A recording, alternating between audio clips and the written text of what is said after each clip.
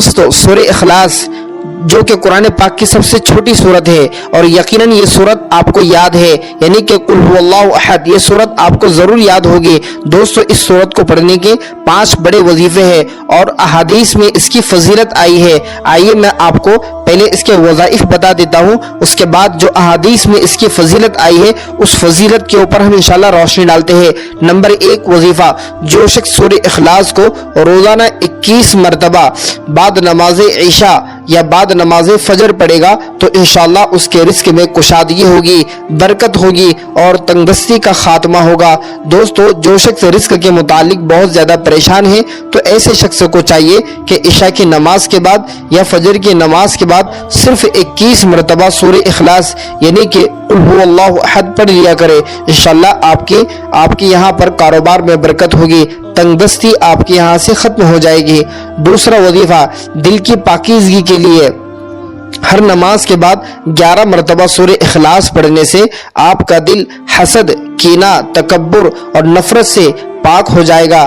آپ کے دل سے برائیاں ختم ہو جائے گی، گندگی صاف ہو جائے گی۔ اللہ سبحانہ وتعالیٰ کے اس کلام کی برکت سے آپ کا دل پاکیزہ ہو جائے گا، آپ کا دل منور ہو جائے گا اور آپ کے دل میں اچھے خیالات آنے شروع ہو جائیں گے، نیکی کی طرف آپ کا دل راغب ہوگا۔ دوستو سورہ اخلاص پڑھنے سے الحمدللہ آپ کے گھر میں بہت زیادہ برکت ہوگی۔ دوستو گھر میں برکت کے لیے تیسرا وظیفہ، گھر میں برکت کے لیے اسے اس طریقے سے پڑھنا ہے کہ عشاء کی نماز کے بعد 100 مرتبہ سورہ اخلاص پڑھ کر اپنے گھر پر دم کرے۔ گھر سے شیطانی اثرات اور بلائیں ختم ہو جائے گی، بے برکتی ختم ہو جائے گی، نحوست دور ہو جائے گی اور انشاءاللہ اس سورت کو پڑھنے سے آپ کے گھر میں برکت ہوگی۔ فرشتے آپ کے گھر کی طرف کا رخ کریں گے جب آپ سورہ اخلاص پڑھیں گے اور وہ رحمت لے کر آئیں گے، برکت لے کر آئیں گے۔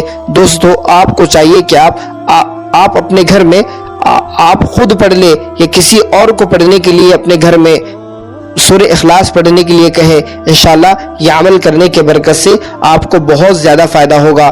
نمبر 4 وظیفہ، مشکلات کے حل کے لیے طریقہ، روزانہ 313 مرتبہ سورہ اخلاص پڑھ کر اپنی حاجت کے لیے اللہ سے دعا کرے۔ اس سورت کو پڑھنے کی برکت سے اللہ سبحانہ وتعالی آپ کے اوپر جو بہت زیادہ مشکل آئی ہے یا مشکلات میں آپ بہت زیادہ ملوث ہو چکے ہیں تو دوستو آپ کو چاہیے کہ آپ سورہ اخلاص کا یہ وظیفہ اس وقت تک کریں جب تک کہ آپ کی پریشانی ختم نہ ہو جائے۔ نمبر 5 وظیفہ، وفات کے بعد جنت میں مقام، طریقہ، روزانہ 7 مرتبہ سورہ اخلاص صبح و شام پڑھے۔ جنت میں اعلیٰ مقام کے وعدے کے ساتھ گناہوں کی معافی ملے گی۔ اللہ سبحانہ وتعالی اس سورت کے پڑھنے کی برکت سے جنت میں آپ کو اعلیٰ مقام نصیب فرمائیں گے اور آپ کے تمام گناہوں کو معاف فرما دیں گے۔ دوستو اس کی فضیلت کی طرف ہم نظر ڈالتے ہیں تو احادیث میں اس کی فضیلت آتی ہے۔ قرآن پاک 1/3 اجر کے برابر ثواب رکھتا ہے، یعنی کہ سورہ اخلاص کا پڑھنا 1/3 اجر کے برابر ثواب رکھتا ہے۔ نبی علیہ السلام نے ارشاد فرمایا سورہ اخلاص قرآن کے 1/3 کے برابر ہے۔ صحیح بخاری شریف میں یہ روایت ہے۔ جنت کی بشارت، حضرت انس روایت کرتے ہیں کہ ایک شخص نبی کریم صلی اللہ علیہ وسلم کے پاس شکایت لے کر آیا کہ ایک صحابی صرف سورہ اخلاص پڑھتے ہیں۔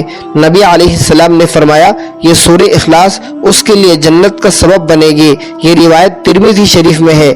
نمبر 3 فضیلت، اللہ کی محبت کا ذریعہ، حضرت عائشہ رضی اللہ تعالی عنہ بیان کرتی ہے کہ نبی کریم صلی اللہ علیہ وسلم نے فرمایا جس شخص نے سورہ اخلاص سے محبت کی اللہ اس سے محبت فرماتا ہے۔